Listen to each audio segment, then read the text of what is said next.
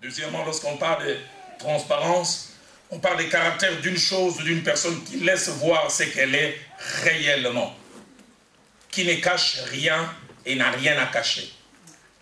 Et troisièmement, lorsqu'on parle de transparence, on parle de la qualité d'une personne dont les pensées, les sentiments ainsi que les émotions ne sont pas cachés, faciles à comprendre et à deviner. Ils étaient tous de nus et ils n'en avaient point honte. Notez ces quelques principes attachés à la transparence. Le tout premier, c'est que la transparence est imposée dans les couples par l'amour que l'on a l'un vis-à-vis de l'autre, qui nous pousse à être vrais. Il ne peut pas y avoir de vrai amour sans véritable transparence.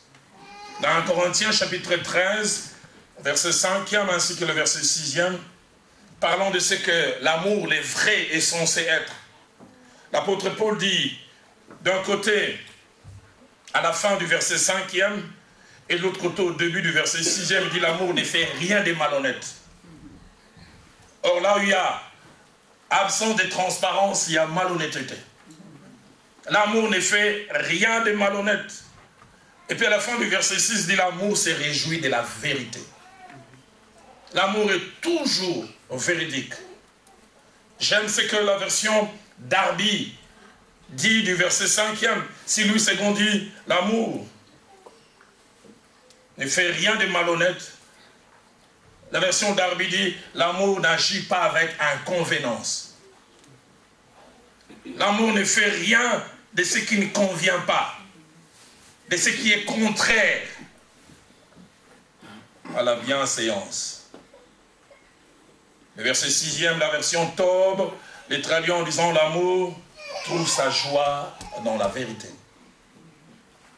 Deuxième principe attaché à la transparence, c'est que la transparence dans la vie d'un couple est preuve de trois choses. Premièrement, preuve d'appartenance mutuelle. Je suis totalement à toi, tu es aussi totalement à moi. Mais preuve aussi de confiance totale. Et puis enfin, c'est aussi une preuve de sentiment de sécurité en face de l'autre. Ceux et celles qui se sentent en insécurité ont des choses à cacher. Celui ou celle qui est en sécurité n'a rien à cacher. Dans Cantique des Cantiques que nous avons lu au verset 6, au chapitre 6, au verset 3, la partie du début, la Sunamite qui a une relation presque fusionnelle avec son homme proclame cette vérité profonde et je prie que ce soit notre partage dans nos couples. Elle dit, je suis à mon bien-aimé et mon bien-aimé est à moi. Je suis à mon bien-aimé et mon bien-aimé est à moi. Quelquefois chez nous, notre bien-aimé est à nous, mais nous, on n'est pas totalement. Je suis à mon bien-aimé et mon bien-aimé est à moi. Parole de vie dit, je suis à celui que j'aime et celui que j'aime est à moi. Toujours Cantique des Cantiques au chapitre 7, au verset 11e, la Sunamite va plus loin et dit, je suis à mon bien-aimé, ses désirs se portent vers moi. Il s'attache à moi. Là où il y a transparence, donc il y a ces grands sentiments d'appartenance mutuelle, la confiance totale et ces sentiments de sécurité. Troisième principe, autant la présence de la transparence est une bonne chose pour les couples et surtout pour la santé de celui-ci, autant son absence voulue et entretenue, soit par l'un des conjoints ou par les deux, devient une source de fissures du couple, des fragilités de la relation et de l'éloignement. Dès l'instant où on commence à se cacher des choses en quantité et en qualité sans les savoir, vous vous éloignez. Dans Juge chapitre 16 au verset 15 que nous avons lu, la Bible nous rapporte ces paroles qui sont des plaintes de la part de Delilah, bon, qui n'était pas vraiment une femme, mais concubine vivant avec Samson. Mais déjà à ce niveau, elle réclamait certaines choses. Écoutez ce qu'elle dit. Comment peux-tu dire je t'aime puisque ton cœur n'est pas avec moi? Pourquoi? Parce que Samson lui cachait des choses. Samson ne lui disait pas tout. C'est vrai, elle voulait connaître les secrets de sa force. Mais elle s'est rendue compte que cet homme l'amenait en bateau. Et elle dit, comment peux-tu dire je t'aime puisque ton cœur n'est pas avec moi? Comment peux-tu dire que tu m'aimes et tu me caches certaines choses? Et délibérément, la version Parole de vie traduit cela en disant, Delilah lui dit, tu me dis je t'aime, mais tu n'as pas confiance en moi. C'est-à-dire, si tu avais confiance en moi, tu t'ouvrirais pleinement et totalement. Quatrième principe, sauf situation exceptionnelle et justifiée, la transparence doit être la règle et la norme, non seulement dans un couple, mais surtout dans un couple qui se réclame chrétien. Si déjà dans chaque couple cela est exigé, à combien plus forte raison dans un couple supposé chrétien? Au-delà des trois choses que je venais de mentionner, qui sont derrière le fait de vivre et de pratiquer la transparence, le fait de pratiquer la transparence vis-à-vis de l'autre, font faire ressortir quatre choses. La première, elle fait ressortir l'importance que nous accordons à l'autre. Il est tellement important que je n'ai rien à lui cacher. Deuxièmement, ça fait ressortir la probité morale que l'on a et l'essence du vrai. L'essence de la vérité. Et troisièmement, ça fait ressortir les désirs de partage. Je ne vais pas avoir certaines choses pour moi. Et joie, et les choses moins joyeuses, je voudrais les partager avec cette personne que Dieu a placée à mes côtés. Puis quatrièmement, ça fait ressortir l'aisance que l'on éprouve à être avec l'autre. Je parlerai vers la fin. Combien de fois nous sommes prêts à amener certaines personnes qui n'en ont pas droit dans les précarés de notre cœur, alors que la personne qui partage avec nous toute la vie n'y a pas accès. Quelqu'un d'autre vient t'informer, ton mari, c'est dernier temps, il a beaucoup de soucis. Mais toi qui vis avec, tu n'es pas au courant. Ton mari est préoccupé. Mais toi, tu vois un monsieur qui sourit et qui crie devant Barça, Real. Oh!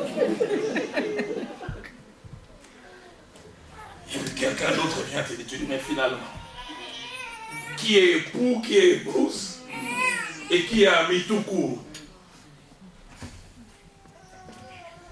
Cinquième principe, la transparence, surtout émotionnelle et sentimentale, est très importante. Ça participe même à la santé psychologique. Elle est un bouclier et une protection. Et sur ce plan, la plupart des fois, nous les hommes, nous avons des problèmes. Sur cela, nous mourons d'hypertension, d'ulcère d'estomac, parce que nous avons un coffre-fort rempli de choses. Mais les femmes, elles ont la facilité de se confier. La femme veut des fois un entretien, un moment d'échange pour rien. Ça, c'est psychologiquement. Les psychologues disent que l'homme est, dans son entretien, ça doit être ce qu'on dit en anglais, goal oriented. Un entretien doit avoir un but. Quand madame dit, je veux qu'on parle de quoi?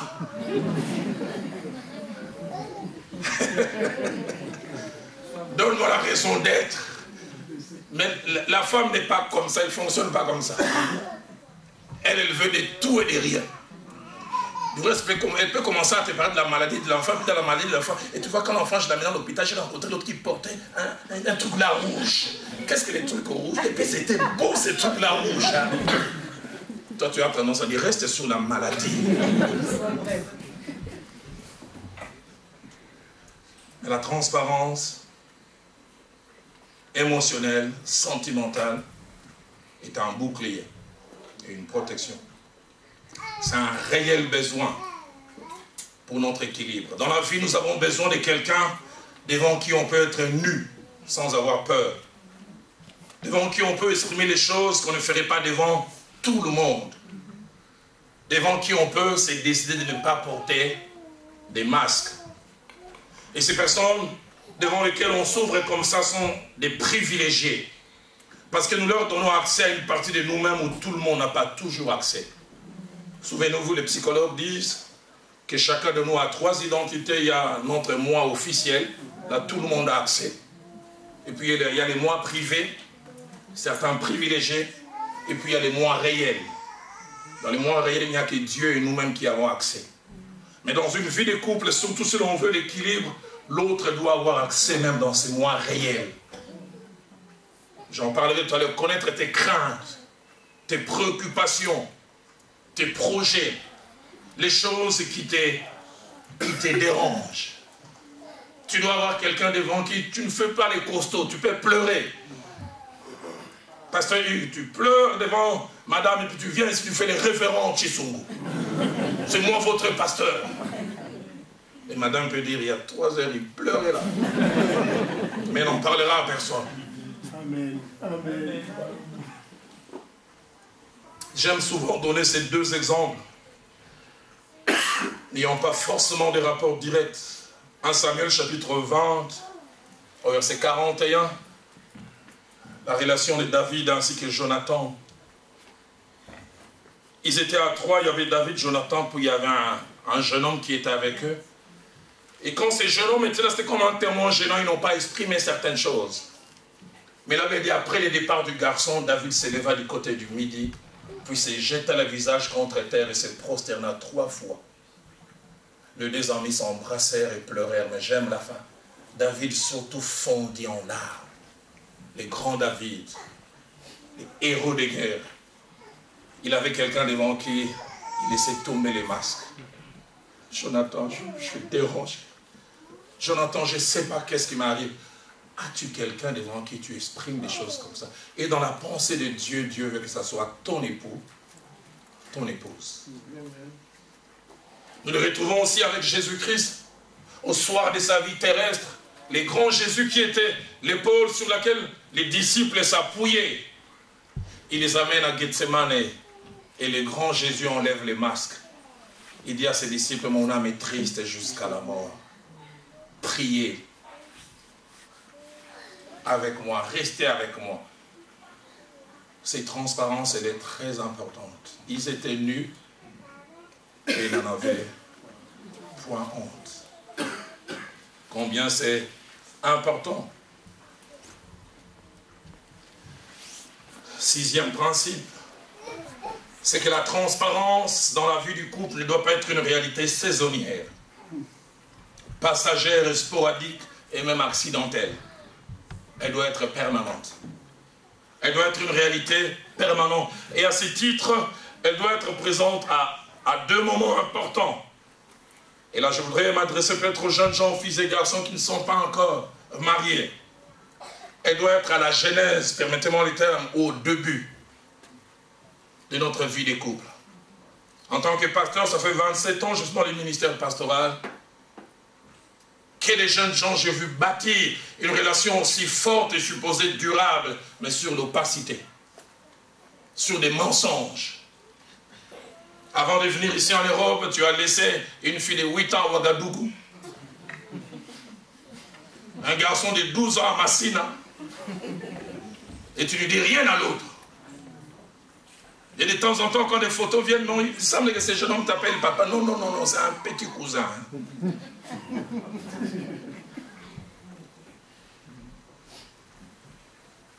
Le mensonge.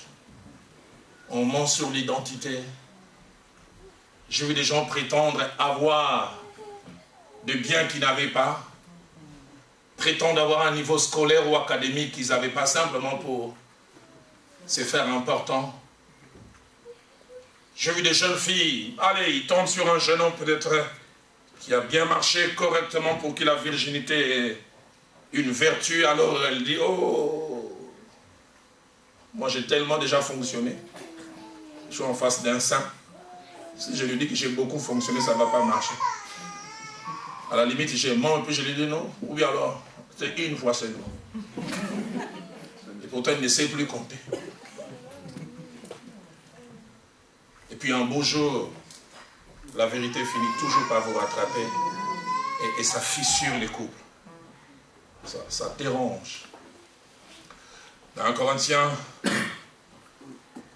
au chapitre 3, verset 10, l'apôtre Paul nous encourage, comme des architectes, à construire, mais dit que chacun prenne garde à la manière dont il bâtit. Les fondements sont très importants. Dans Matthieu chapitre 7, verset 24 à 27, Jésus relate cette merveilleuse parabole où il y a deux bâtiments qui subissent les mêmes attaques extérieures. Mais il montre que l'une de ces bâtisses a résisté et l'autre n'a pas résisté. Pourquoi? La qualité des fondations. L'une des bâtisses avait comme fondement les rocs et l'autre les sables. Les jeunes gens bâtissaient sur la vérité.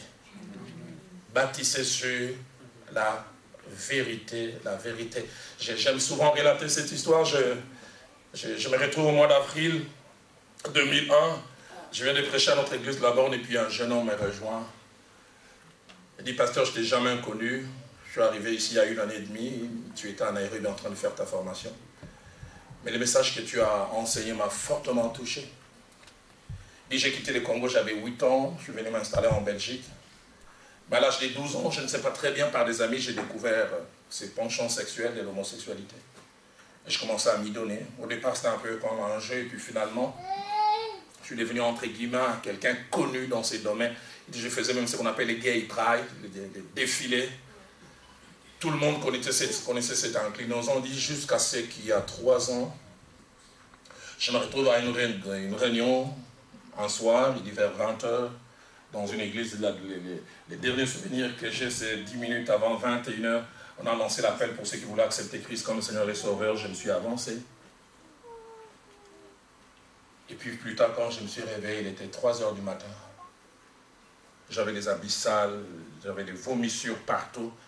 Et plus tard, quand on m'a montré le film, il semblait que quand j'ai accepté Christ comme Seigneur et Sauveur, je suis tombé, j'ai eu des manifestations démoniaques. Mais lui-même me dira, autant la personne qui était venue à la réunion était fortement attachée à cette inclinaison, mais autant quand je me suis réveillé, c'était un autre homme. Et je comprends quand la Bible dit que quelqu'un est en Christ, il est une nouvelle création. Les choses anciennes sont passées, voici toutes choses sont devenues nouvelles. Il dit, depuis lors, j'ai arrêté ce style de vie. Je me suis débarrassé de tout ce que j'avais même comme gadget. 1 année après, j'ai eu un travail, je suis venu travailler au Congo. Et il dit, ça fait 9 mois, j'ai fait la connaissance d'une jeune fille. Et là, ça fait 3 mois, j'ai même doté. Et dans 3 semaines, on va se marier. Mais pasteur, je n'ai pas trouvé nécessaire de lui parler de cet épisode de ma vie. Je l'ai regardé, je dis, jeune homme, tu as commis une bêtise. Parce que le monde est petit. Et je lui ai rappelé ces principes que le feu Jacques-André Vernon nous partageait. Il dit, si tu as des choses sales dans ta vie, qui doivent être connues, que l'autre les connaisse par ta bouche. Ça te met en position de force. Si l'autre les connaît autrement, et tu es dans une position comme si tu viens te justifier, ça ne fait pas bien. Je n'ai jamais oublié ce que le feu Jacques-André Vernon nous a dit. Il a dit, le mariage, si le mariage a 2 piliers ou 2 jambes, l'une des jambes c'est l'amour et l'autre la confiance. Mais il dit, quand la confiance est rompue, l'amour aussi peut être brisé. Quand je me rends compte que tu m'as caché des choses et qu'il a fallu que je te pousse pour que tu avoues, finalement je me dirais, qu'est-ce qu'il cache encore, qui exige encore que l'on pousse ou qu'il vomisse les morceaux. Je lui dis, rattrape-toi. J'oublierai jamais le travail pastoral, pas facile. 2 jours après, je me suis retrouvé avec ces 2 jeunes gens. Il n'arrivait pas à parler, il tremblait de tout son corps. J'ai dû l'aider, même quand j'aurais 100 ans, cils sur cils blancs, cheveux absents, bon, il y en a déjà de moins en moins. J'ai fini de parler. Cette jeune fille s'est levée, elle a pleuré d'abord, à chaudes larmes, elle s'est levée, elle a claqué la porte, elle est partie. Le frère s'est retourné vers moi et dit, pasteur, je l'ai perdu. Mais je préfère l'avoir perdu en voulant rétablir la vérité. J'avais mal pour lui, et je priais avec lui, j'ai dit, si elle est ton épouse, elle va revenir, si elle ne revient pas. Et 2 jours après, la jeune fille est venue me voir en s'excusant d'abord de comment elle avait réagi. Et même si j'avais mal, ne serait-ce que par respect pour toi, pasteur, je n'aurais pas dû agir ainsi. Je dis, je te comprends.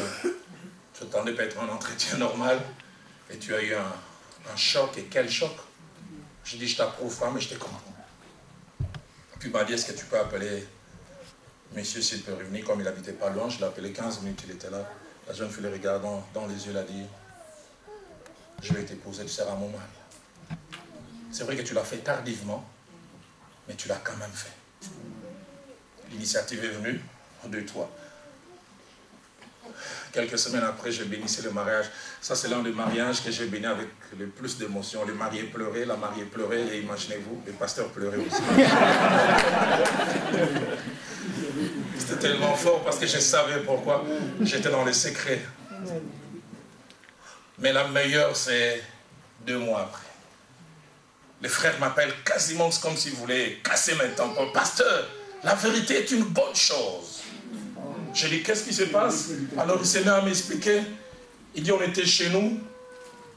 J'étais assis sur le divan et mon épouse avec sa tête là. On était en train de rigoler. Puis le téléphone a sonné. De Bruxelles, ici. Quelqu'un l'a appelé. Avec un lingala comme les Quinois savent parler. Toi, tu t'es marié sans poser des questions. Tu sais qui tu as épousé? Ah, je n'ai pas dit la suite. Il a simplement répondu en lingala. Il dit, il était dans ça, mais il n'est plus. Il dit, la voix a baissé. La réaction de Quinois. Il t'avait tout dit. Il m'avait tout dit. Et les frères, quand ça s'est arrêté, disent, pasteur, supposons que je n'avais pas dit. Il allait se chamailler avec ses cousins. Il ne faut pas toucher à mon homme. Hein. Mon homme n'a jamais fait ça. Est-ce que toi, tu as déjà fait ça? Non, jamais. Parce que c'est lui qui cache une première fois doit cacher une deuxième fois. Et même des fois, toujours. Que le fondement soit la vérité. Mais non seulement que la transparence doit être au début, elle doit aussi être dans la suite. Doit être un style de vie sans relâchement. Et cela me permet de toucher le deuxième point. Quand on parle de transparence, de tout se dire, quand on se pose la question, avons-nous le droit d'avoir un jardin secret? Je veux dire que le terme tout peut avoir plusieurs significations. Qu'est-ce donc que tout se dire? Tout cache 3 idées fortes. La première, tout veut dire l'intégralité ou la totalité d'une quantité sans exception. Tout dire. Deuxièmement, tout veut dire l'ensemble d'une chose ou des choses quantifiables sans laisser une. Mais troisième signification de tout, sur laquelle je vais revenir tout à l'heure, tout veut dire quelquefois l'essentiel. L'essentiel d'une qualité. Ce qui est important, ce qui est nécessaire et ce qui est utile. Je reviendrai sur ça. Le droit d'avoir un jardin secret. Par jardin secret, j'entends aussi 2 choses. J'entends un domaine réservé, des sentiments ou des pensées intimes que l'on souhaite garder exclusivement pour soi et en soi. Deuxièmement, le jardin secret, c'est un endroit en nous où nous seuls avons accès.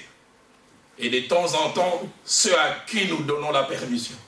Si seulement nous voulons. Notez ces certaines choses importantes attachées au jardin secret. La première, c'est que les jardins secrets est fait de plusieurs choses. Des choses concrètes et des choses non concrètes. Les jardins secrets est fait des pensées, des idées, des rêves, même des fois des fantasmes. Des choses que l'on pense faire, mais que seuls nous. Deuxièmement, les jardins secrets est fait des souvenirs. Choses ou situations vécues. Et ces souvenirs peuvent être positifs, tout comme ça peut aussi être négatif. Ces souvenirs peuvent être faits d'erreurs, de manquements inconnus. Vous n'avez aucune idée de cet homme que vous voyez intègre, un grand tricheur à l'école primaire, même des fois depuis l'école maternelle. Mais ça fait partie de ses souvenirs. Voleur à l'internat. Il allait voler dans les jardins des pères, les goyaves la nuit, parce qu'il n'avait pas suffisamment mangé. Mais ça fait partie. J'entends quelqu'un dire, pasteur, là vraiment c'est moi. Oui, je sais que c'est moi.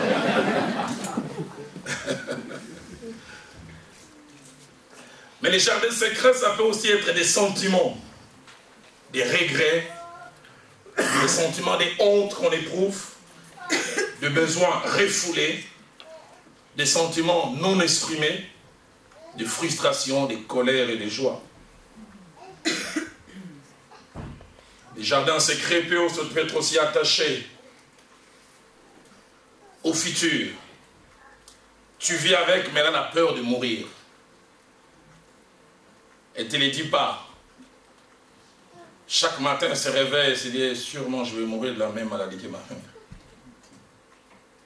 Et qui sait si je n'aurai pas un cancer de sein. Des peurs attachées au futur.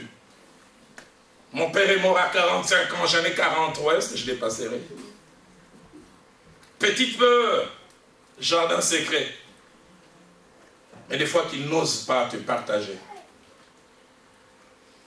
Les jardins secrets, c'est aussi des choses que l'on n'ose pas et l'on n'osera jamais avouer à l'autre volontairement. Et que l'on a au plus profond de son cœur. Je toucherai cela tout à l'heure. L'attraction que l'on a pour l'ami de son mari. Quand on les regarde, si je n'avais pas épousé Jean-Jacques, je suis plus gentil que lui. Hein. Mais tu n'avoueras jamais ça. Les jardins secrets, c'est ce regard que tu as pour la petite sœur de ton épouse. Ah, quand tu la revois, tu revois ton épouse 25 ans en arrière. Et tu te dis comme cet homme dit, oh, cet homme dit, pasteur, si on ne peut pas manger les fruits défendus, on peut les toucher au moins.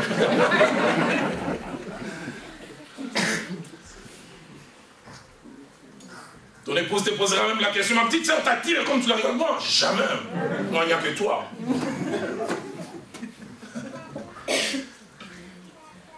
Jardin secret. Et je toucherai ça aussi tout à l'heure vers la fin. Les jardins secrets sont des choses qui ne nous appartiennent pas, mais qu'on nous a confiées. Des confidences, des confessions. J'en parlerai tout à l'heure, des secrets liés à la profession. Deuxième chose attachée au jardin secret, c'est que chacun de nous a un jardin secret. Chacun de nous. Mais avec des périmètres différents. Certains ont un petit périmètre, des centimètres, d'autres des mètres carrés, certains ont des kilomètres carrés, certains ici vous n'avez aucune idée, des hectares. Mais chacun de nous en a. Troisième chose, c'est qu'avoir un jardin secret ne signifie pas toujours mentir, pas forcément. Le fait d'avoir un jardin secret ne veut pas toujours dire mentir. Je reviendrai vers ma conclusion.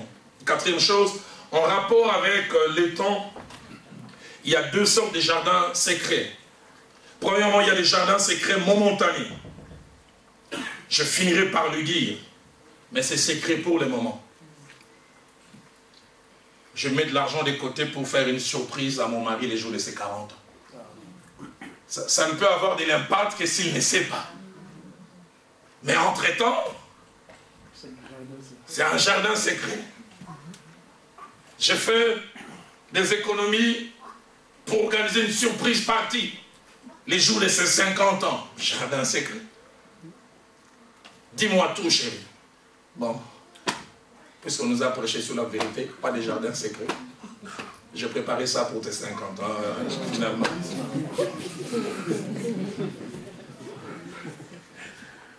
Il y a un jardin secret, mais je dis c'est momentané. Viendra un moment, c'est que l'on a caché, je toucherai ça tout à l'heure, sans idée malveillante. Ça finira par sortir. Mais il y a aussi des jardins secrets définitifs. Et là, la plupart des fois, il y a des mauvaises idées. Des gens qui ont juré, quoi qu'il arrive, je ne dirai jamais ça. Elle n'aura jamais accès à cela. Je toucherai cela tout à l'heure, dans une dizaine de minutes, quand je vais conclure. Cinquième principe, c'est que les jardins secrets peuvent ne pas être un problème moral ou spirituel, mais il devient le plus souvent à cause de l'intention qui les soutient. Si l'intention est malveillante, un peu comme en droit on parle de l'acte, mais on parle aussi, quand il y a infraction, on parle de l'acte, mais on parle de l'élément moral. Qu'est-ce qui sous-tend? Qu'est-ce qui fait que je ne donne pas accès à l'autre? Si c'est sous-tendu par la malhonnêteté ou la tromperie, alors là, ça devient un problème. Sixième et avant-dernier principe, c'est que les gens ont des jardins secrets pour plusieurs raisons. Des fois, la peur de perdre l'estime de l'autre. La peur d'être dévalué. Si je lui fais part de ça, va-t-il me regarder avec les mêmes yeux? Va-t-il me considérer comme il me considère? Son regard vis-à-vis de moi ne va-t-il pas être un regard dévaluant? Et partant de ces définitions que j'ai données sur le tout à dire et sur les jardins secrets, j'aimerais faire mention de quelques vérités qui vont tout à l'heure m'amener petit à petit vers ma conclusion. Et ces vérités répondent à nos deux questions du départ. Les conjoints doivent-ils tout se dire? Un conjoint a-t-il le droit d'avoir un jardin secret? La première vérité, c'est que tout le monde autour de nous n'a pas le droit à la même qualité, à la même quantité d'informations. Tout le monde n'a pas ces droits. Il y a des gens qui en ont des droits, et surtout notre conjoint. J'aime dans 1 Corinthiens, plutôt dans 1 Samuel, chapitre 10, au verset 16. Saül, ce jeune homme qui vient de rencontrer les prophètes Samuel, qui lui a parlé de la royauté future. Et voilà donc il s'en retourne, il rencontre son oncle. Et l'oncle en Israël avait quasiment le même droit que les pères. Et l'oncle lui pose la question, curieux, qu'est-ce que Samuel t'a dit? Écoutez ce que la Bible dit. Et Saül répondit à son oncle, il nous a assuré que les années s'étaient retrouvées. Mais souvenez la fin, il ne lui dit rien de la royauté dont tu avais parlé, Samuel.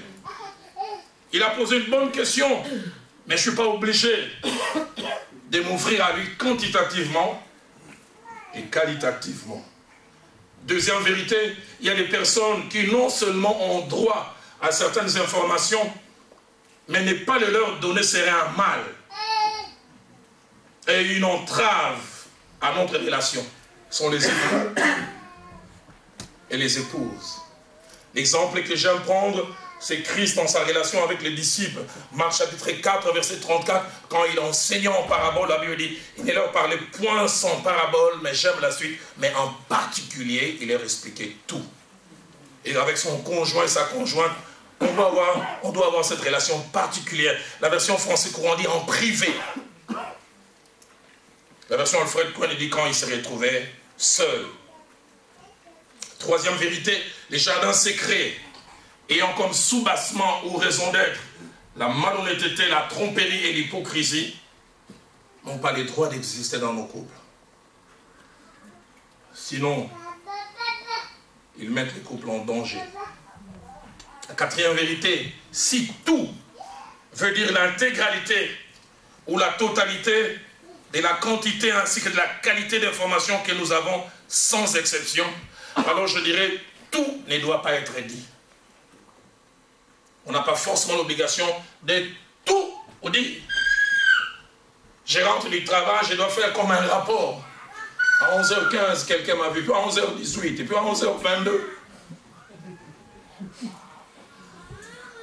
Cinquième vérité, si tout veut dire l'essentiel d'une quantité, c'est-à-dire ce qui est important, ce qui est nécessaire, et ce qui est utile, et dont l'absence peut être préjudiciable, je dirais oui, tout doit être dit. Mais tout ce qui est essentiel. Mais je voudrais mettre un bémol là en disant, mais il va se poser un problème. Quand on dit ce qui est essentiel, la notion d'essentiel maintenant c'est par rapport à qui? C'est par rapport à moi? Ou par rapport à lui? Ou par rapport à elle? Parce que moi je peux estimer pas essentiel Elle estime que c'est essentiel. Ah, j'ai vu combien, dans notre vie de couple, Viviane et moi, on a eu à se cogner les têtes avant. Moi, un peu déformé par mon ministère pastoral, j'avais toujours tendance, je n'aimais pas faire la publicité quand j'aide quelqu'un. J'aide quelqu'un, j'en parle pas. La Bible dit si la main gauche donne. Alors Viviane souffrait. J'ai rien dit, puis quelqu'un les rencontre. En tout cas, maman Viviane, que Dieu vous bénisse. Oh, et toi, merci beaucoup. Le pasteur a payé pour moi les minéraux. Toi, tu avais payé les minéraux. Ah, j'avais oublié. Une fois ça passe, mais quand ça devenait 10, 15, 20. Pourquoi j'estimais que ce n'était pas essentiel? Mais elle estimait que c'est essentiel. C'est le domaine même, on se bat encore juste aujourd'hui. Elle, quand elle a fait des achats, elle doit me donner les rapports à la virgule près. Hein, j'ai dépensé, puis je dis, non, moi je dois parler. C'est comme ça qu'elle fonctionne. J'ai appris à être patient. Pourquoi? Parce que c'est essentiel pour elle. Mais ce n'est pas essentiel pour moi. Et c'est là où intervient deux notions essentielles. Premièrement, la notion de l'amour chrétien. Ce n'est pas essentiel pour moi, mais essentiel pour elle. Alors je fais ce qu'en Corinthiens 13, au verset 5 dit, l'amour ne cherche point son intérêt. Si c'est essentiel pour lui ou pour elle, j'apprendrai à faire cela. Mais deuxième notion importante, c'est la notion de la sagesse. La connaissance que l'on a de l'autre, mais la connaissance appliquée. Qu'est-ce que l'autre aime et qu'est-ce que l'autre n'aime pas. De la même manière, Viviane aime toujours avoir les détails. Moi, comme j'aime pas toujours les détails, des fois elle apprend, écoute, dis-moi simplement, ça s'est bien passé? Oui. Tu as dépensé ce qu'il fallait? Oui. Vous avez encore besoin de combien?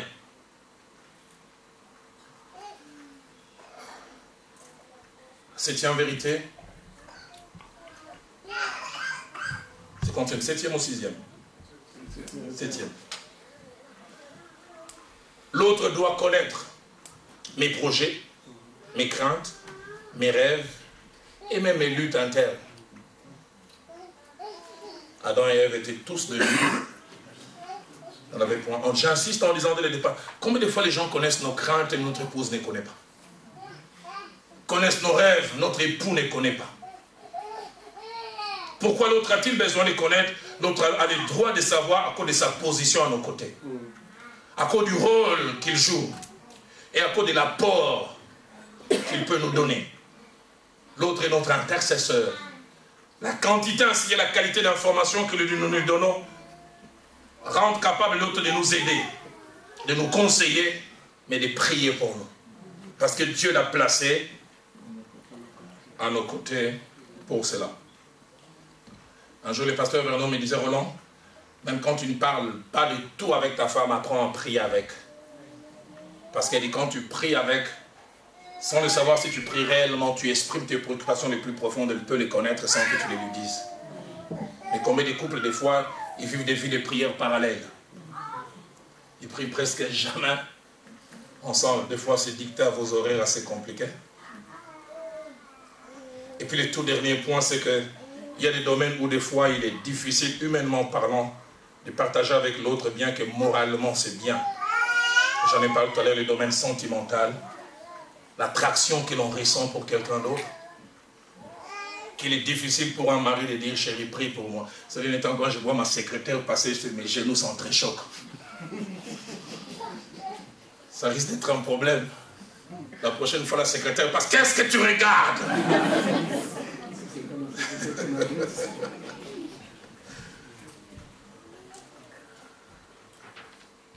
Alors, 3 cas exceptionnels où l'on ne peut pas toujours tout dire. 3 cas exceptionnels. Le premier cas, c'est le cas où on est lié par un serment ou un engagement attaché à sa profession. Tu es ma femme, tu es mon mari, mais il y a des choses que je ne peux pas te dire. Je travaille dans les services d'intelligence. Est-ce que je dois venir te faire les rapports? On est en train d'arranger. Le 25 février, on va tuer Poutine. Il y a déjà 6 agents qui sont à Kiev. Non, toi, tu ne me dis pas tout, tu ne me dis jamais tout. Et puis elle aussi, elle a sa petite soeur. Ah oui. Donc normalement, Didier m'a fait dire à personne. Je te dis seulement à toi. Dès que je perds, parce que c'est difficile à dire. Elle aussi, elle a son intime qu'elle appelle ma copa.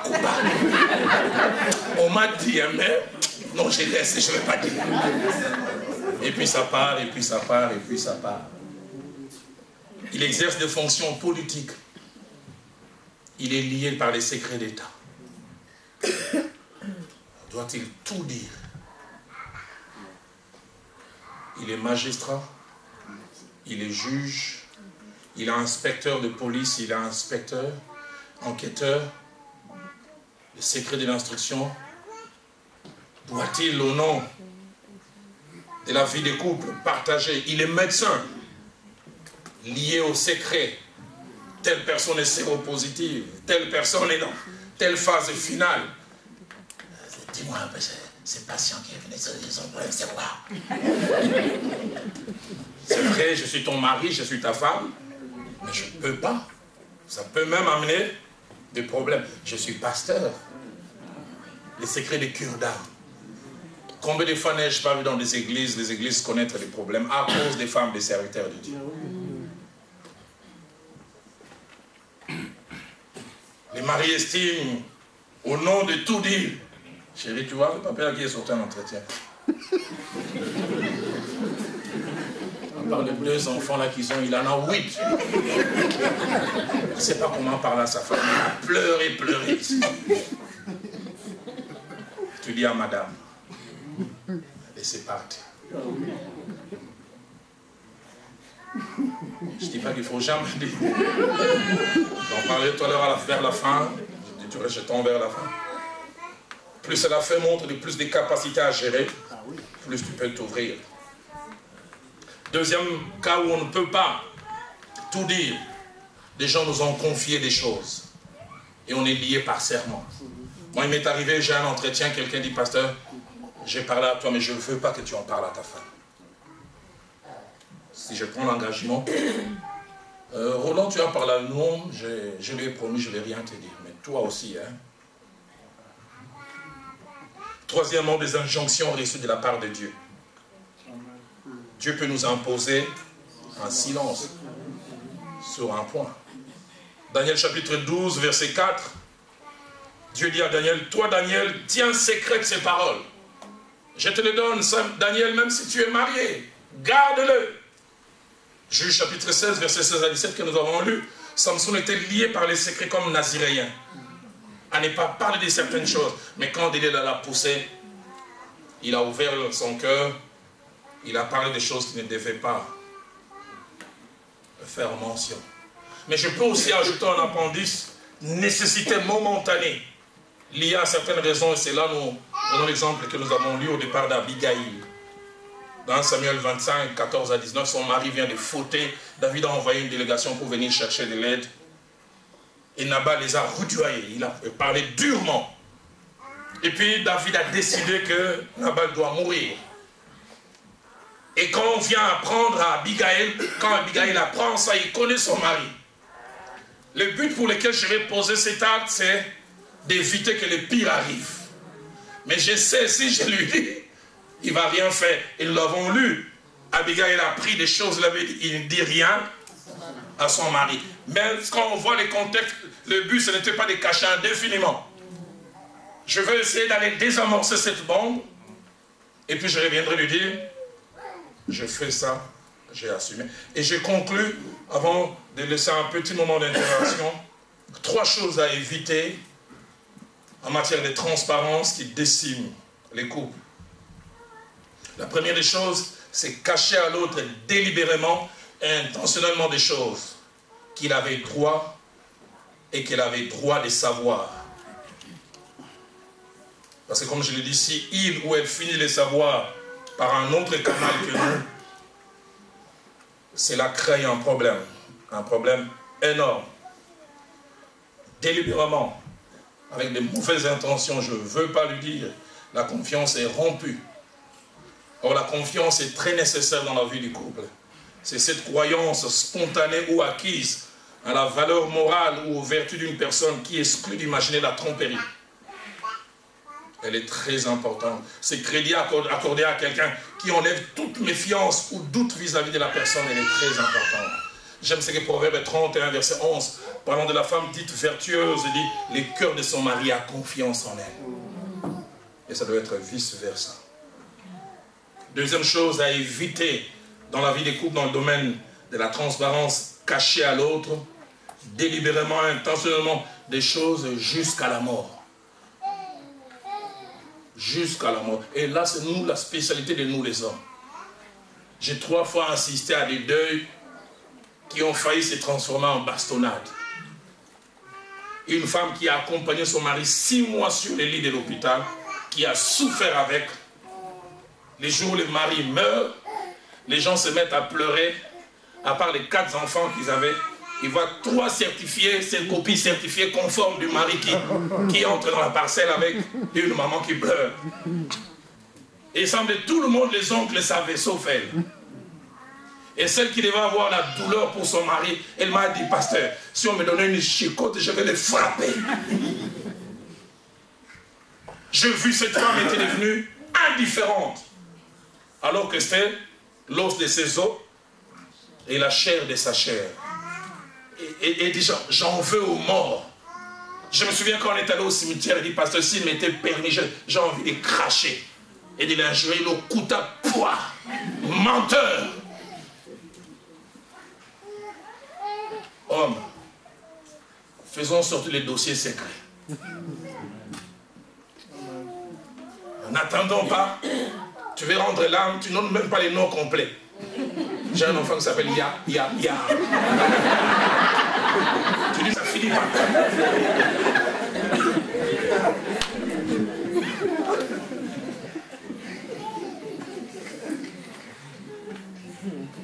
Troisième chose à éviter, c'est avoir quelqu'un d'autre que notre conjoint, notre conjointe, qui soit la personne avec qui nous partageons les choses intimes. Combien ça fait mal à une épouse de voir qu'il y a quelqu'un qui a droit, comme je dis, au précaré, plus qu'elle. Combien ça fait mal à un homme de savoir qu'il y a quelqu'un. Et quand on découvre une telle personne, 2 choses se passent. La première, la personne qui est ignorée se sent diminuée, dévalorisée, sous-estimée. Sûrement, je ne vaux pas la peine. Sûrement, je n'ai pas de richesses. Et deuxièmement, il y a comme un sentiment de jalousie vis-à-vis de la personne en qui l'on se confie plus que nous. Vous verrez surtout chez les femmes, elle a tendance à devenir dure vis-à-vis de cette personne. Pourquoi? Celui qui devait être à moi totalement, j'ai l'impression, à cause de toi, je le partage. Je voudrais nous inviter à prier juste 2 petites minutes. Et puis avec l'aide de Papa Didier, nous allons nous donner quelques minutes de questions-réponses. Seigneur notre Dieu, réagis à ce message. Élève ta voix, prie. Alléluia. Seigneur, merci. Merci. Merci Seigneur. Nous voulons vivre comme Adam et Ève. La Bible dit qu'ils étaient tous de nus et ils n'en avaient point honte. Point honte, point de gêne. Point de gêne. Point de dérangement. Seigneur, tu nous as donné l'autre pour nous accompagner. Ta parole ne dit pas que 2 valent mieux qu'un. Si l'un tombe, l'autre va le relever. Tu m'as donné cet homme, cette femme, enfin de partager mes joies, de partager mes peines, mes préoccupations, mes craintes, mes questions. Mais Seigneur, tu vois combien quelquefois, à cause de notre passé, nous avons été déformés, des fois à cause de la société, qui nous a appris, non, on ne dit pas tout à son homme, on ne dit pas tout à son mari. Des fois, nous avons été formatés sur les expériences négatives et mauvaises d'autres personnes. Et pourtant, nous t'appartenons. J'aime quand l'apôtre Paul et Pierre plutôt parlant de chrétiens, il parle d'abord de ceux qui ne sont sans Dieu. Et puis il continue en disant, et vous au contraire. C'est nous sommes appelés à vivre d'une certaine manière différente. Autant tu as béni cette partie, autant je prie que tu permettes que ces temps de questions-réponses nous aident encore à enrichir si enrichissement il y a. Laisse que tout l'honneur et toute la gloire te reviennent. Au nom de Jésus. Amen. Avant que je cède le micro à papa Didier, je voudrais juste dire tout à l'heure quand il y aura des questions, je ne pense pas être la seule source de réponse. Donc chaque fois qu'une question sera posée, on laissera peut-être quelqu'un qui a une réponse enrichir, et puis peut-être je verrai en dernière position. Le pasteur Hugues et moi, on pourra apporter quelque chose. Papa Didier, tu nous conduis comment on va faire? Merci beaucoup, pasteur. Peut-être éteindre les micros, comme ça on n'a pas d'écho. Donc voilà, sentons-nous libres de poser des questions. Si vous avez une question à poser, vous levez juste votre main, je me déplacerai avec le micro. Est-ce que Papa Gauthier, il y a encore un autre micro là-bas? Donc on va utiliser celui-ci, je me déplacerai. Donc voilà, si vous avez des questions, n'hésitez pas. Qui commence? Pour un enrichissement. Ou quelqu'un veut apporter quelque chose, encore un plus par rapport à ce qui a été dit ici, n'hésitez pas. Alors je vous écoute. Qui veut intervenir en premier?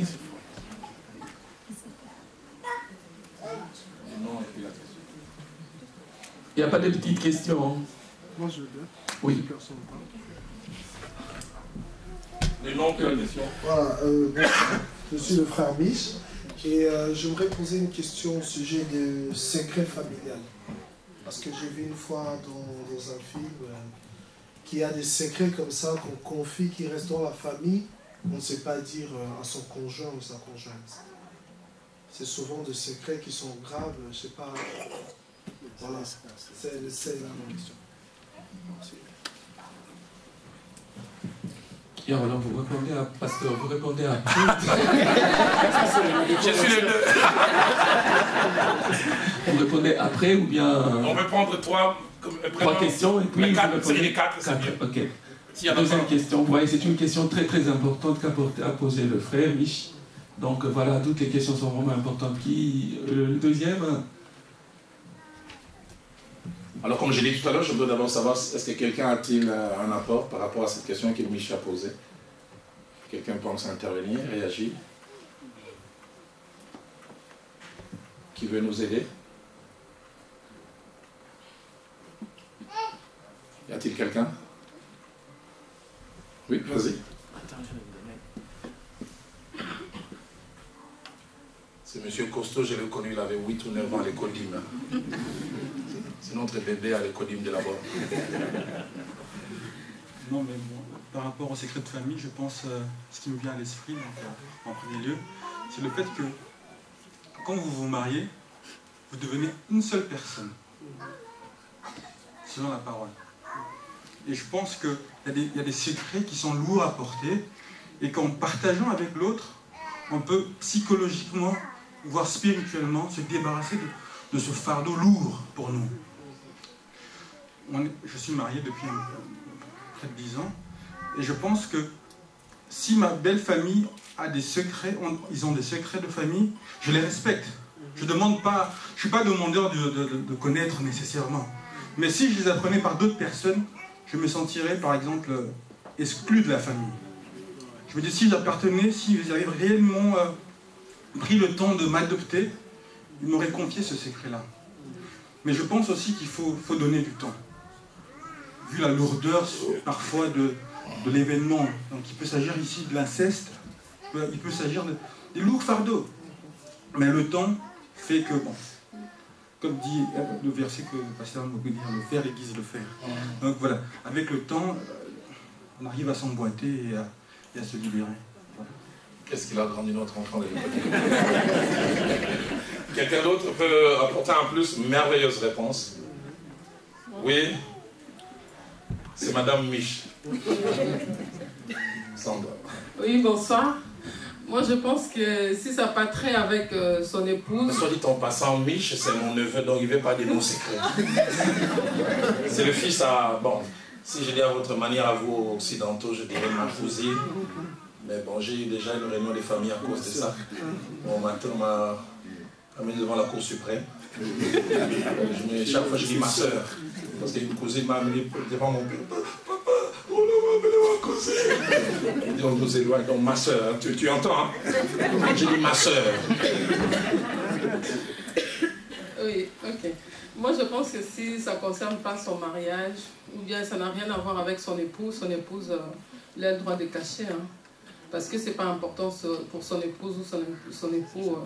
Ça ne lui dérange pas aussi. Il peut le cacher, c'est leur famille. Ils ont le droit d'avoir leur secret à eux. Quelqu'un d'autre? Vas-y. Voilà, c'est Jean-Luc. Je pense que par rapport à la même question, bon, c'est vrai que les avis sont différents selon l'importance. Moi, je pense que les secrets d'une belle famille sont parfois intéressants à partager en couple. Pourquoi, justement, un peu en allant dans le sens que mon frère a abordé. Moi, j'ai connu la même chose. Donc, il y a des choses qu'il y a eu dans la famille de mon père pour lesquelles j'ai pu prier parce que maman m'en a parlé. Et ça n'a pas été pour une mauvaise raison, mais c'était pour m'orienter dans la prière par rapport à... Et je pense que pour orienter les enfants et la progéniture dans la prière, il y a des choses qui seraient quand même intéressantes que le conjoint sache. C'est un dernier point. Il y a d'un côté des choses qu'il faut coûte que coûte partager. Il y a peut-être aussi des choses... Alors je reviens sur les définitions qu'on a données tout à l'heure en disant quand on parle de tout. On a dit tout ne veut pas dire forcément toute la quantité, tout ce que l'on peut. On a dit tout c'est l'essentiel, ce qui est utile, ce qui est important. Et par rapport à ça aussi, je pense les secrets familiales, les choses qui sont importantes, il est bon que l'autre, parce que comme Eric l'a dit, on commence à faire un tout, l'autre doit connaître ces choses. Ah non, tel, il y a eu une relation incestueuse, tel on l'a attrapé un jour, un sorcier, tel on le soupçonne de ne pas être bien, telle chose s'est passée. Il est bon que l'autre les sache. J'insiste sur des choses nécessaires, des choses importantes, mais d'autres choses qui ne sont pas, qu'on estime ne pas être nécessaires. Mais il a aussi touché à un point important, je pense qu'il faut préparer aussi l'autre dans la prière, parce qu'il peut y avoir des informations qui peuvent faire très très mal. Je ne connais pas tous les parcours de ma belle famille, mais mon épouse a eu de temps en temps, elle me dit voilà les parcours que nous avons eus. Et moi-même aussi, je lui en parle et fais attention à telle personne. Quand tu vas chez telle personne, fais attention, ne te comporte. Et ça, c'est moi qui dois. Et des fois, au départ, je donnais des informations codées, certaines fois des restrictions sans information. Mais plus le temps passait, j'allais au-delà des restrictions. Écoute, je t'empêche de faire telle chose. Par exemple, tel te donne un cadeau. Je dis non, Viviane, ce cadeau, tu le gardes. Mais est-ce que je non, garde-le, je te dirai qu'est-ce que tu vas faire. Et des fois, je ne dis rien du coup. Ce n'est que plus tard, je dis, tu vois telle personne, voilà, il y a une histoire derrière, quand il donne les cadeaux, quand il fait ceci, voilà ce qui arrive. Mais d'autres peut-être pour lesquels il n'y a aucun problème. Donc je pense que c'est à nous, par protection de l'autre, de lui ouvrir quand même ce précaré. Autre question? Didier, l'autre micro marche? Oui. Ok. Y a-t-il quelqu'un qui a une autre question? Sinon, alors, je proposerai plutôt un petit moment de prière. Alors, tout au fond, et puis ici, il y a deux questions. Le nom et puis la question. Le prénom peut-être seulement. Bonjour, moi c'est la sœur Christelle. Je voulais savoir, du côté financier, dans un couple, si on doit tout céder, même si l'autre prend des crédits ou des trucs, si on doit tout céder. J'aurais voulu que tu ne te déplaces pas d'abord. Elle a un portant bébé. Mais c'est pour ça que je dis, je ne voudrais pas qu'elle te déplace. Elle-même, qu'est-ce qu'elle pense? Okay. J'aimerais d'abord avoir son avis. Bon, pour moi, je pense qu'on doit tout céder du côté financier. Okay. Et même si tu dois prendre de l'argent pour aider ta famille, au moins, ta femme peut être au courant. On doit tout céder, mais je ne sais pas trop à ce niveau, donc je voulais vraiment... Merci. Non, j'ai retenu la question, je voulais simplement avoir votre avis.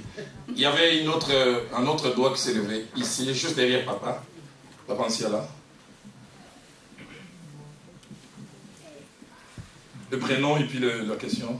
Bonjour. Bonjour, moi, c'est le frère David. Donc, j'aimerais avoir un éclaircissement, parce que tout à l'heure, on a eu la discussion avec mon frère Hugues. En tout cas, je lui ai fait part de cela. Donc, à supposer que dans ma famille, donc, j'ai connu quelqu'un, par rapport à ce que vous avez prêché hier, plus précisément. Donc, quelqu'un qui ne m'aime pas, que je sais, qui ne m'aime pas ou qui n'aime pas ma femme. Est-ce que dois-je le dire à ma femme?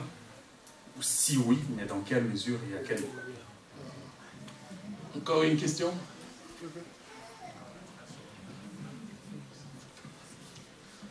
Bonsoir. Bonsoir. Faustin. Les frères? Faustin. Ok, merci Faustin, vas-y. Ma question est celle-ci. Je dois tout dire à mon conjoint, mon conjoint, autant du fait que certaines vérités pourraient créer des problèmes par rapport à ma famille. D'autres familles disent que, par exemple, non, ma union ça va moi sinaï. Ni on fait ça.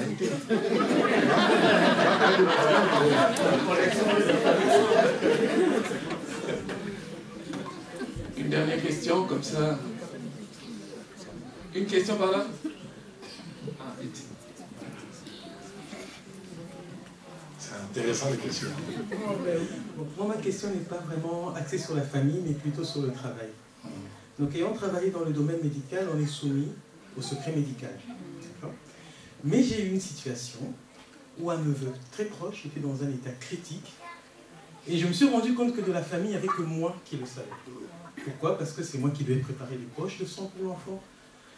J'ai vu tous les résultats de l'enfant et je savais que ces jours étaient peut-être comptés. Bon, Dieu merci, avec la prière, le Seigneur a agi et il s'en est sorti, mais il était vraiment au bord de la mort. Mais maintenant, dans des conditions pareilles, si je le dis, et que mon employeur le sait, je suis viré. Mais par rapport à la famille, ils vont me dire, tu le savais, tu n'as dit à personne. Pas seulement le conjoint, mais la famille très très proche pourra me reprocher, peut-être même me lapider, vu qu'on est africain, me traiter de sorcière ou quoi, parce que je ne l'aurais pas dit. Donc là-dessus, on est un peu partagé entre la foi chrétienne qui veut qu'on le dise aux autres pour le porter dans la prière et pour aller visiter, et les obligations, je veux dire, du travail qui nous oblige à nous taire et à ne rien dire. Je vais toucher ces tout derniers, puis je vais laisser peut-être certaines personnes réagir par rapport aux trois autres. Ce que l'Aïe a dit est important et primordial, mais je pense aussi un peu comme dans la fable de La Fontaine, quand il y a deux mots, il faut choisir le moindre. Donc d'un côté, vous êtes lié par un serment, attaché au travail, mais par rapport à la famille, vous n'êtes pas lié par une loi, par un principe, ça c'est un. De deux, en termes des conséquences, bon, peut-être qu'on pourra peut-être ne pas avoir la même lecture, mais une découverte d'une rupture de la confiance du côté du travail risque d'avoir plus de conséquences que de l'autre côté. De l'autre côté, ils peuvent aussi ne pas savoir que vous saviez. Mais par contre, du côté du travail, par souci de vouloir faire plaisir, si vous ouvrez la brèche, vous allez commencer à toucher le minimum avec les autres, alors que vous vouliez toucher quelque chose de plus essentiel. Alors on revient, on commence d'abord avec Faustin. Certaines vérités créent des problèmes, et il a bien explicité ça en lingala en disant, on te dira, voilà, c'est toi. Tout ce qui passe par toi arrive aussi chez ta femme. Quelqu'un a-t-il une réaction par rapport à ça? Vas-y, Eric. Tu as dit facile, vas-y. Ah, ok. Mais vas-y quand même. Donc effectivement, pour revenir encore à ce que je disais tout à l'heure, c'est que l'homme et la femme deviennent une personne. Donc nécessairement, quand tu te confies à l'homme, il faut que tu saches que sa femme a cette probabilité de connaître cette vérité.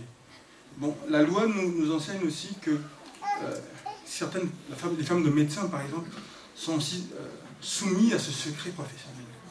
Parce qu'on sait bien que la proximité fait que c'est difficile de pouvoir retenir pour soi ce secret. Il y a des secrets qui sont lourds, c'est des fardeaux. Quand tu le dis à ta femme, quand tu te confies, tu te sens apaisé. Donc, je comprends que certaines personnes qui vivent une communion sont quelque part rejetées, discriminées par leur famille. C'est des faits, c'est dommage, mais bon, réellement, on ne devait pas exclure l'homme et la femme et les regarder plutôt comme une seule personne. Voilà. Quelqu'un d'autre a enrichi sur ça? Vas-y, maman, j'allais dire comme Didier, Yaoudette. Moi, ce que j'aimerais bien rajouter, c'est qu'il faudrait à l'homme de pouvoir discipliner sa femme. Parce que quand l'homme discipline sa femme, lui dit que bon, je te dis des choses, ma famille est comme ça, mais si tu continues à faire sortir ça, je te dirai plus jamais rien. Donc si tu disciplines ta femme et que tu vois, ça va, tu continues. Mais si à chaque fois il y a une petite discussion, en ce moment-là, vous vous dites aussi, bon, toi maintenant je ne te dirai plus jamais rien. Si tu entends, c'est à cause de toi que je te dis plus jamais rien, donc assume ton comportement. Moi je crois que c'est ça. Merci pour ça, c'est l'expérience qui a parlé. Amen. Son mari a dit Amen. Quelqu'un d'autre a quelque chose à ajouter sur ces points? Donc, il y a cette nécessité de faire le choix entre sa famille et son épouse. Si je ne dis pas mon épouse, comme je disais tout à l'heure, chaque fois que l'on garde et on cache des choses, il y a comme une distance qui se crée. Mais si l'autre aussi ne sait pas gérer, comme maman Odette l'a essayé de dire, il faut la rendre capable de bien gérer ces choses. Je terminerai tout à l'heure, peut-être quand on répondra à d'autres questions, un exemple que j'ai vécu dans le ministère. Qui avait posé l'autre question, c'est David. Est-ce que c'est nécessaire de dire à son épouse que les gens de ma famille ne t'aiment pas? Pasteur Hugues veut répondre. Il y avait une question sur oui, ça c'est Christelle, on va terminer par ça. Oui, j'aimerais répondre au frère David. Je pense que ça c'est mon expérience. Nous avons traversé une forte période de turbulence, mon épouse et moi, par rapport à la venue des enfants. Et quand je recevais la pression de l'extérieur, je n'amenais pas à la maison. Parce que je voulais protéger ma femme. Je pense qu'il y a un membre de ta famille qui n'aime pas ton épouse ou qui n'apprécie pas. Ça ne sert à rien par sa geste, ça ne sert à rien de venir me dire. Parce que sans le vouloir, tu peux créer un ressentiment. Sans le vouloir. Toi, tu penses bien faire, mais ça peut créer une mauvaise semence. C'est mieux que toi, tu encaisses le coup. Et quand tu reviens, il y a la tranquillité. Parce que la personne, par exemple, je prends le cas, ça soit ta soeur ou qui n'aime pas ton épouse, tu vois, mais les jours, elle viendra chez toi. Ça sera pas, il n'y aura pas un bon climat. Donc il est bon, ça c'est mon expérience. Hein, c'est mieux de mourir avec et de parler de ton épouse. Parce que je pense que c'est mieux. Ça c'est la sagesse. C'est bien comme ça. Ouais. Comme ça, moi, tu auras la paix des deux côtés. Et j'ai aussi appris une chose, c'est que j'ai appris à défendre mon épouse à l'extérieur. Vous pouvez parler, mais je sais vous arrêter. Il y a des limites, il n'y a pas au-delà. Et ça, c'est comme ça. Et on sait, comme l'a dit Papa Sia, là, on sait que non, on peut commencer un point, on s'arrête là. Quand vous débordez, c'est la ligne rouge infranchissable. Parce que les deux deviendront une même chair. Il ne faut jamais permettre à ce que ta famille puisse critiquer ton épouse. Il ne faut jamais permettre. C'est ton choix, il faut l'assumer. Elle peut avoir des défauts, les défauts là sont pour toi. Et toi-même aussi, en retour, tu ne dois pas aller l'exposer auprès de ta famille. Parce que là, tu es en train de la détruire. C'est ça l'équilibre. Que le Seigneur soit béni. Merci beaucoup, pasteur. J'ai même envie d'acclamer. Donc j'insiste sur ça. Protège, prie. Si finalement l'autre finit elle-même ou lui-même un jour par faire montre des éléments qu'elle découvre, ça c'est par elle, mais que ça ne vienne pas de nous. Alors Christelle a posé la question. Madame, tu voulais revenir sur la question? Ok, Christelle avait posé la question. Oui, madame? C'est encore Eric. Excusez-moi de revenir sur la question. Moi, c'est la sœur Aurélie. Aurélie, allez-y. Oui, je suis bien d'accord avec ce que le pasteur a dit. Mais le fait de cacher aussi certaines choses, ça ne permet pas aussi à la femme de pouvoir. Parce que s'il me le dit, moi, je saurais aussi diriger mes prières. S'il me dit vaguement, ah bon, oui, telle personne me déteste ou quoi, moi, je ne saurais pas aussi diriger mes prières. Donc si je le dis, c'est par rapport à un rêve que lui il a fait. Et donc il ne voulait pas me présenter la personne en fait. Et bon, je lui ai dit, mais si tu ne me présentes pas la personne, quand moi je vais prier, je prierai comment? Ça sera vague alors. Mais j'ai raison, les pasteurs, au-delà de la prière, ça peut abîmer les cœurs. Des fois, ça peut faire plus de mal. Et qui sait, c'est peut-être en ne disant pas, lui prie à ta place. C'est-à-dire, je te réserve l'information, mais je combats spirituellement. Peut-être même il jeûne pour ça. Et le combat est totalement de côté. Oui, Adam? Je suis totalement d'accord, mais je pense seulement qu'on peut nuancer en termes d'intensité. Il y a un ressentiment négatif, il y a aussi une haine prononcée. Voilà. Je pense qu'on peut garder, à un certain niveau, on peut garder secret pour protéger et garder la paix des deux côtés. Mais en même temps, on pourrait aussi exposer sa propre femme en la mettant en danger parce qu'elle ignore les sentiments que l'autre éprouve et qui est déjà peut-être prêt à passer à l'acte. Donc plus l'intensité est grande, c'est nécessaire. Voilà, donc il faut pas que ce soit une règle comme ça. Okay. Il faut toujours aller examiner les degrés de ressentiment. Okay. Ouais, parce que si c'est vraiment une haine prononcée, tu pourras l'exposer. Okay. Tu savais, mais pourquoi tu ne m'avais pas dit? Tu ne me portais pas à cœur qu'il était prêt à mettre des bâtons dans le roue ou même attenter à la vie. Je voulais encore ajouter à ce qu'Adam a dit. C'est vrai que si l'intensité augmente, informer, mais y mettre aussi la manière. Parce que si tu le fais, c'est de la mauvaise manière, tu finis ses lèvres, il prend une machette, elle va le faire en dégâts. Tu sais, il ne t'aime pas, mais notre Dieu est fort, ma chérie. Hein, il ne va rien faire. Celui qui en nous est plus fort, donc tu informes, mais en même temps, hein, tu montres quelque part que le Dieu qui en nous est capable, comme ça, l'intensité est mieux gérée. Et pendant que j'ai le micro, donc je profite comme ça. Vas-y. En couple, donc, un homme et une femme, il faut tout se dire. Maintenant, en matière de peur. Alors, si tu peux te lever comme ça, donc, Adam, je me présente. En matière de peur, un homme ou une femme peut se retrouver dans un cas où il a une peur qu'il ne veut pas partager. Parce que, en le partageant, donc il estime qu'il saura bien gérer la situation, mais en le partageant, il va communiquer la peur. Mais lui, il saura gérer, mais l'autre ne saura pas gérer, et le bateau risque de couler. Ouais, d'accord, mais pas totalement. Moi, je prends un exemple. Tu peux répondre à plat. Quand Philadelphie devait commencer, j'étais stressé. On avait prié. J'avais peur. Est-ce que les gens vont venir? Est-ce que les gens ne vont pas venir? Mais je ne le partage pas avec quelqu'un, les autres, les coéquipiers, je leur communique la foi. J'ai communiqué cette peur à mon enfant, je partageais, je dis Viviane, et je l'ai vu prier comme jamais. Et c'est sa prière même qui m'a donné l'assurance. Elle a prié, puis à la fin, elle a commencé à faire des déclarations. Seigneur, tu me mets dans le cœur que ça va marcher. Moi-même, j'avais l'impression de j'étais comme boosté. Donc, j'ai dit, il y a les deux, il y a cette possibilité où tu partages à l'autre, il ne sait pas gérer, ça peut mal aller. Mais il y a aussi des fois la nécessité de partager avec l'autre, ça permet qu'il puisse, comme je dis, à cause de la position que l'autre occupe, il peut moralement te soutenir, mais surtout dans la prière, il n'y a personne qui prierait pour nous, que notre conjoint, pour notre conjointe. Alors, la question de Christelle, finance, faut-il tout dire, on prend un crédit, on a fait on achète une maison, on a fait un transfert. Faut-il en parler ou ne pas en parler? Qui répond? Surtout les mamans, répondez. Il faut tout dire. Tout, sans exception. Il faut tout dire. C'est bien. Parce que si la maison tombe aujourd'hui... J'en profite pour ça le micro. Je veux dire aussi, il y a des femmes.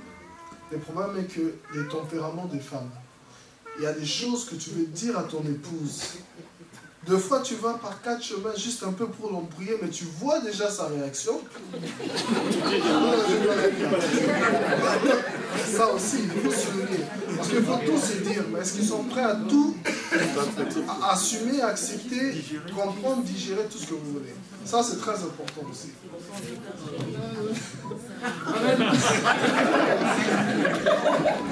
Moi, je pense qu'on est en couple. Nous sommes un couple, on n'est pas pour rien. En fait, on n'est pas un couple pour rien. bien évidemment, quelle que soit l'intensité ou quoi, on s'en fout. On doit tout se dire, rien se cacher, même si on fait cadeau à quelqu'un. La moindre des choses, c'est de dire, même si elle peut s'énerver, mais après, ça ne va pas tuer votre couple. Ça ne sert à rien de cacher. Moi, je me posais plutôt la question, je pense les finances, c'est encore un peu plus facile chez nous en Afrique de cacher. Chez vous, maintenant, ça devient de moins en moins évident, avec vos cartes bleues, et donc tout ce que l'on fait, l'autre ne peut que d'une manière ou d'une autre. Vous avez un compte commun. Ah, ok. Ah, d'autres n'ont pas de compte commun. C'est facile, non. Ok.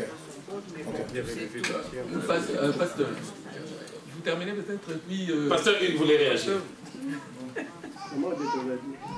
Moi, je pense que c'est question de transparence et de confiance. Comme notre soeur est en train de dire, moi, j'imagine mal une personne allant prendre un crédit et ne rien dire à sa femme.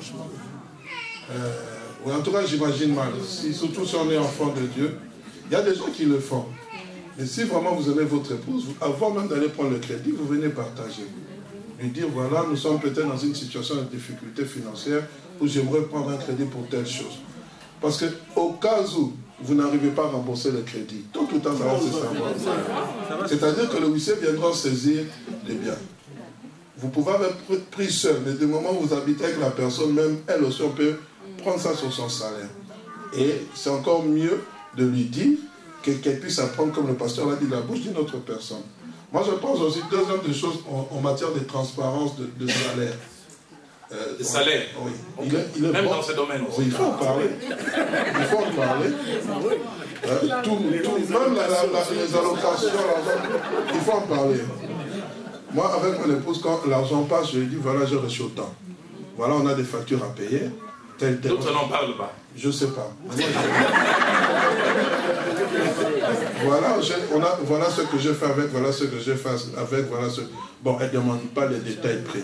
Elle aussi, elle fait de même. C'est comme ça que nous fonctionnons. Chacun a son compte, j'ai le mien, elle a le sien, mais on fonctionne sur base de confiance. Quand même j'ai de l'argent qui n'arrive pas du compte où ça n'a pas été viré, je lui dis, voilà, j'ai reçu telle somme qui m'a été donnée, voilà ce que j'en ai fait. Même si, de toute façon, mon épouse ne me demande jamais. Si c'est moi qui viens, je lui dis. Je lui dis, voilà, j'ai reçu telle somme. Je pense que ça mène une clarification. Je me souviens un jour, ça je le dis peut-être comme ça, j'avais fait un transfert à ma soeur qui était allée aux États-Unis, qui n'avait pas d'argent. Je ne lui avais pas dit, mais le coupon était resté. Comme ça arrive souvent. Et j'ai souvent une phrase qui me revient souvent c'est dans la Bible, où Dieu dit, dois-je cacher à Abraham ce que j'ai décidé de faire.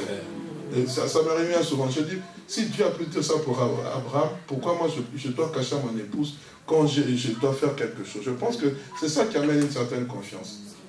Ça, c'est ma part de contribution. Très important. Quelqu'un d'autre avant que Papa Didier? Oui, moi, tout à fait. Ici, je parle dans le cadre de couple où la femme voit souvent le couple comme elle veut prendre des décisions pour sécuriser le couple. Or, dans la vie, il y a certaines fois où on doit prendre des risques. Et surtout, c'est les hommes qui prennent des risques. Parce qu'il faut se lancer dans un projet, il est ambitieux. Donc, je parle ici en termes d'ambition, où il faut prendre des risques. Et peut-être que l'homme se lance dans ce projet-là, mais il s'est dit qu'à un moment donné, je dirais, est-ce qu'il faut le dire quand il faut prendre la décision, sachant que si peut-être que tu dis, la femme voulant jouer sur la sécurité, elle te dira non. Donc ça c'est une question, peut-être que je dirai après, quand j'avancerai, au fur et à mesure j'avancerai, je dirai après. Je ne sais pas ce que vous en pensez. Je n'ai pas autant d'années que Papa Ntiala dans la vie des couples, mais les quelques années que j'ai dans la vie des couples, j'ai trouvé que ça a toujours été soulageant que nous échouons à deux, mon épouse et moi, dans un projet. J'aime bien quand on échoue, j'ai dit, il m'avait encouragé. Mais que c'est dur de se lancer seul, à son insu, et que ça ne marche pas. Et elle vient découvrir.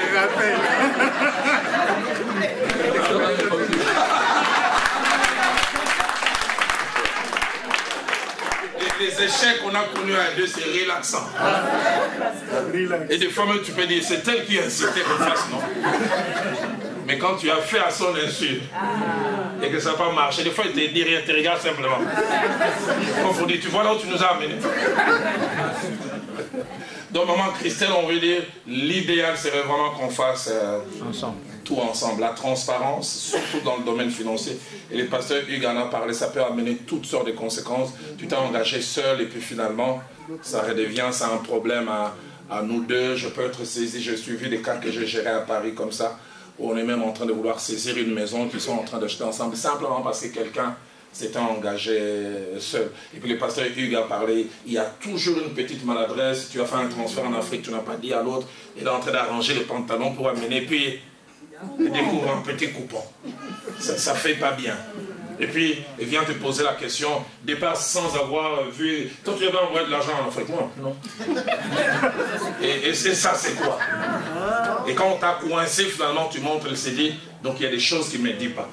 Qu'est-ce qu'il dit qu'à part ça, il n'y a pas autre chose? Et comme je disais, quand la confiance est rompue en famille et dans la vie des couples, ce n'est pas toujours évident. Je voulais terminer avec cette expérience que j'ai connue dans les travails ministériels. Papantia, là, on parlait un peu.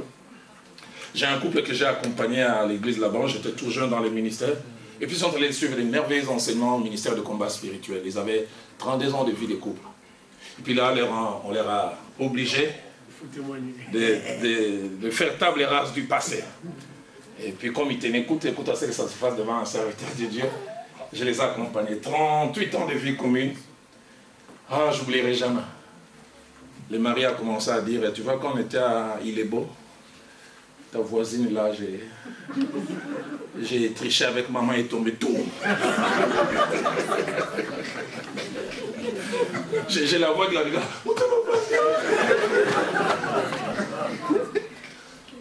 Et puis elle se relève. J'ai dit, maman, on arrête. Pasteur, qu'elle continue. Et puis elle dit, mais tu vois, quand on était allé à Kikuit, j'avais un enfant avec la bonne là. Quand elle est tombée, je suis allé dire au papa, il en reste combien? Il dit 8. Je dis, arrêtons là. J'ai dit, sinon il va mourir.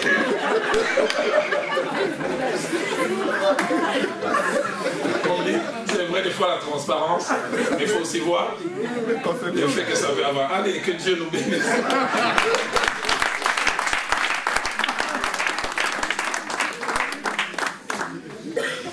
Gloire au Seigneur. Est-ce qu'on peut prendre juste peut-être 2 minutes où nous allons prier chacun avec son partenaire, sa partenaire. En tout cas, pour ceux qui ne sont pas mariés, je sais que vous êtes dans la salle, vous allez vous marier prochainement. Donc nous allons prier maintenant ici, pour ne pas aller avoir à prier à un endroit vous deux, sinon vous allez prier dans le quick. Donc nous allons prier maintenant.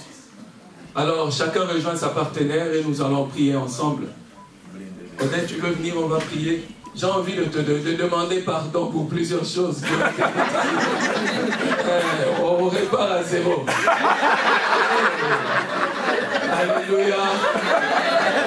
Gloire au Seigneur. Amen, amen, amen. Je vais éteindre le micro.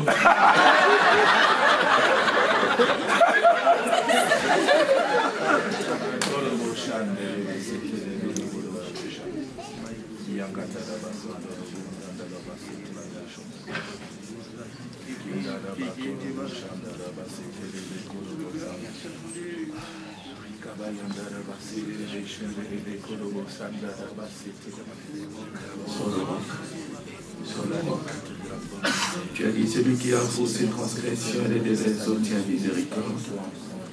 Maintenant, restaure-nous, Seigneur. Restaure-nous, Père. Au nom de Jésus. Amen. Amen. Voilà, nous sommes arrivés à la fin. Je vais demander au pasteur Hugues Arnaud de nous recommander entre les mains du Seigneur. Amen. Magnifique réunion, n'est-ce pas? Amen. Que Dieu soit béni. Nous allons nous tenir debout pour clôturer ce moment. Alléluia. Éternel, merci.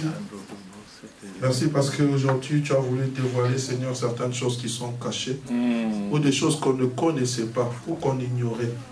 Merci pour ton orateur du jour, Père, que tu as voulu envoyer. Je ne crois pas qu'il y ait un hasard.